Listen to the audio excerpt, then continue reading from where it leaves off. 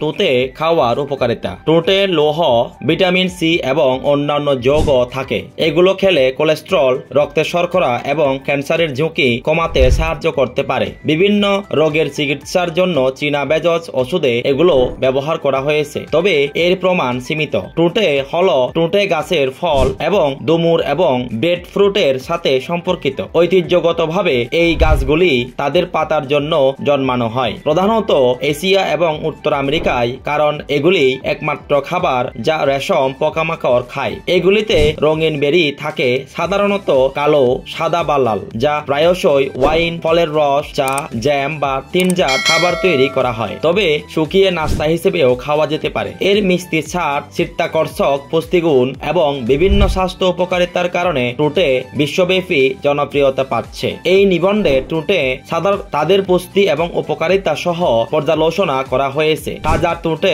88% জল থাকে এবং প্রতি কাপে 140 গ্রাম মাত্র 60 ক্যালোরি থাকে। তাজা ওজনের দিক থেকে এগুলিতে 9.8% কার্বোহাইড্রেট, 1.7% ফাইবার, 1.4% প্রোটিন এবং 0.4% ফ্যাট থাকে। তুঁতে প্রায়শই কিশমিশের মতো শুকিয়ে খাওয়া হয়। এই আকারে এগুলিতে 70% কার্বোহাইড্রেট, 14% ফাইবার, 12% প্রোটিন এবং 3% ফ্যাট থাকে, যা বেশিরভাগ বেরির তুলনায় এগুলিতে প্রোটিনের পরিমাণ যথেষ্ট বেশি। 3.5 আউন্স 100 গ্রাম তাজা তুঁতে পরিবেশনের প্রধান পুষ্টিগুণ এখানে দেওয়া হলো। তাজা তুঁতে 9.8% কার্বোহাইড্রেট থাকে, যা প্রতি কাপে 14 গ্রাম বা 140 গ্রাম। এই কার্বোহাইড্রেট গুলি বেশিরভাগই সরল শর্করা যেমন গ্লুকোজ এবং ফ্রুক্টোজ, তবে এতে কিছু স্টার্চ এবং ফাইবারও থাকে।